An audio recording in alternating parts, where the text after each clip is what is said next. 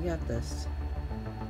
Hi guys, today I'm going to be introducing a newly founded Formica Fusca ant colony with a total of 9 individuals into an Ants Australia outworld.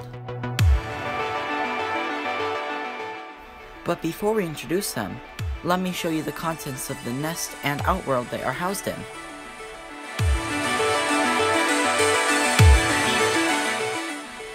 Here in front of me, I have the Ants Australia starter kit that my Formica Fusca colony is housed in. Let me give you a rundown on what everything in the starter kit is used for. So, first up, there is a red shield that you can place over the nest. So, fun fact, ants are not able to see red, so this red shield over the nest basically allows us to be able to see them, but they can't see us.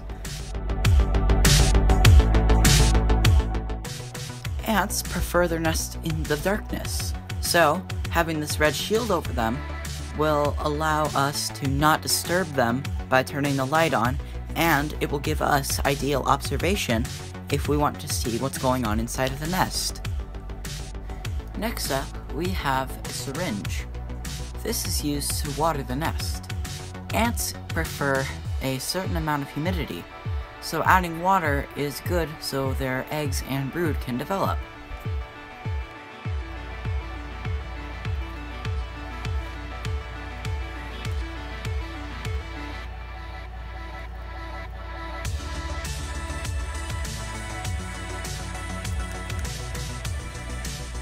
So let's add in some water.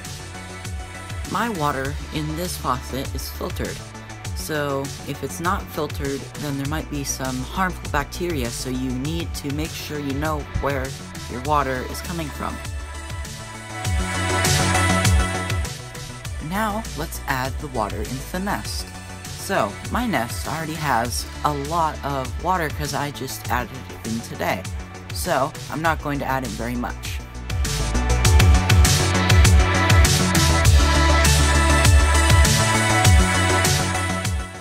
So next up we have this container. I forget what it is called, but it is used to catch queen ants and possibly store honey and water for the ants. The starter pack also contains some plastic tweezers which can be used for taking garbage out of the ants' outworld and or placing honey in for the ants in a test tube. The last thing I got from this pack was a Allen key wrench that can be used to take out the screws and also take out the glass, and the red film can also be replaced if you don't like placing the red film on top. So next up I have the outworld that I'm going to be introducing the ants to. If you have not already seen the video of me decorating these outworlds, then I highly recommend that. So, in order to keep the ants in, there is a sliding cover with microscopic air holes in it, so the ants have oxygen. Also on the lid, there is a laser cut logo of the Ants Australia YouTube channel. Here is a close-up for the sliding mechanism, which can be tightened and loosened using the screws. Here are all of the tools that come with the outworld. So first up we have this Allen key wrench, which, as I said before, can be used to loosen and tighten the airtight sliding mechanism. The Allen key wrench can also be used to remove the gateway, and there is this green film behind it. I don't know what that's for. If you could tell me down in the comment section below. There is also basically a thing that blocks off the entrance of the outworld if you don't want to use it. So underneath the outworld you can take off the gateway mechanism, which I don't know why you'd want to do that, but I'm sorry for the view. I already have sand in here, so I didn't want to mess that up, but you can use that red tool there to unscrew it. So basically this is a bird's eye view of everything that I have in the outworld. So here I have somewhat of a variety of stuff. So I went with the beach theme, adding in some sand and some shells. I also have a sign that says beach on it.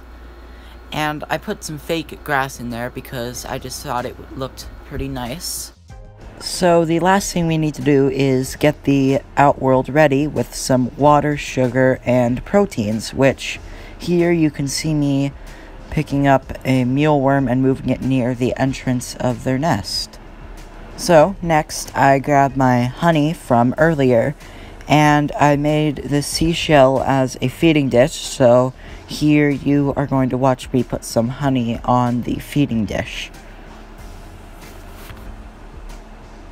So, since I'm going to be moving the test tube, they will not have an active water source. So here what I'm doing is grabbing another one of those containers and I am going to fill it up with water with the syringe.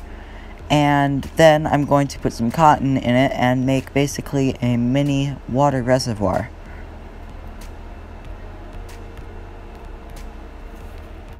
Now that the water is in there, we are ready to add our ants.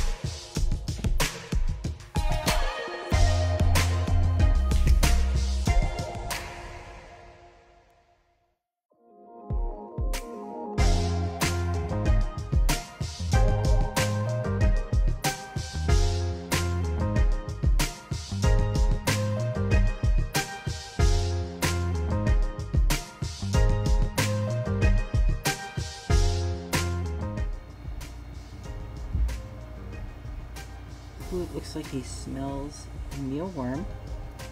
Ooh. Still checking it out, not ready to go back to the nest yet. Ooh, he went in the water. Sorry about the camera quality, guys. Oh, he just fell. But yeah, again, sorry about the camera quality. I was just editing the video so I don't have the tripod. And also doing this would make it a little bit closer of a view for you guys to see, but it looks like he's just cleaning, or she is just cleaning herself off. Still hasn't noticed the honey yet, which is in the shell, but this worker seems pretty interested. Soon she'll go back to the colony and show them her findings. So I'm not sure if this is the first one out or not of the nest, but I think she might be. But there's only 9 of them, so that's why there aren't that many out. And also, if where'd you go? If one worker dies, then that's basically a 1/9 of the population. So that's why they're taking it slowly and being careful about what they do in the early stages. So normally I'd have a barrier up here, but I don't need that right now because I have this airtight, or not airtight because there's holes, but like airtight seal, but it still has some holes in it. But ooh, are you gonna go in there? It would be kind of interesting if they nested in that thing, actually. I don't know what that is, but it's something, some sort of shell. But I have more Ants Australia stuff coming in the mail, so that is included. That includes Fluon, so maybe I'll put the barrier around there. Oh, he's climbing the glass. Oh no, that's not the glass. Never mind. It looked like he was climbing the glass for a second. A worker seems really interested in this place, which I find awesome because she didn't just like run back to the nest right away. So yeah, this is really cool to watch because this is my first ant colony, and this is the first worker to ever have an outworld, pretty much. Like my first worker to explore the outworld. Yeah, that blue stuff right there, covered in sand, is blue tack. But tell me in the comments what I should do in my next video.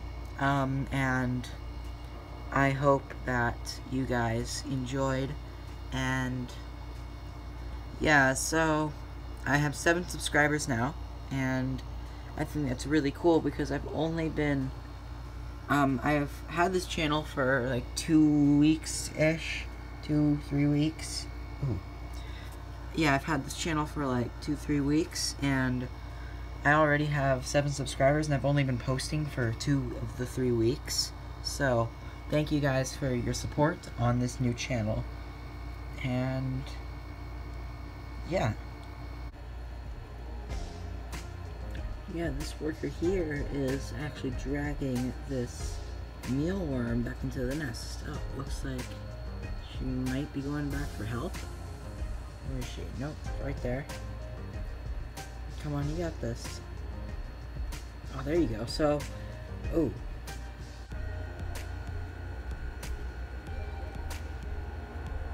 Yeah, I'm hoping she doesn't leave it in the nest, or else it'll start to grow mold, which is a bad thing. So, yeah, it looks like she's doing a pretty good job.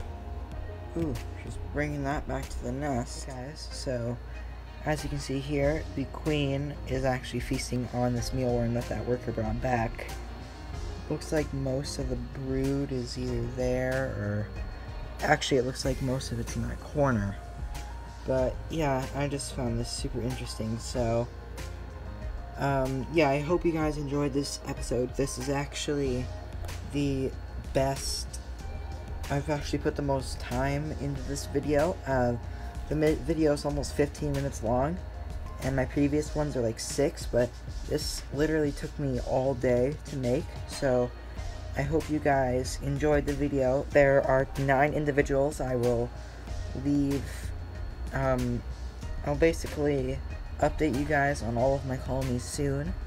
So this is the only one that's really interesting. So anyways, yeah, thank you all for watching this episode, and I will see you in the next one.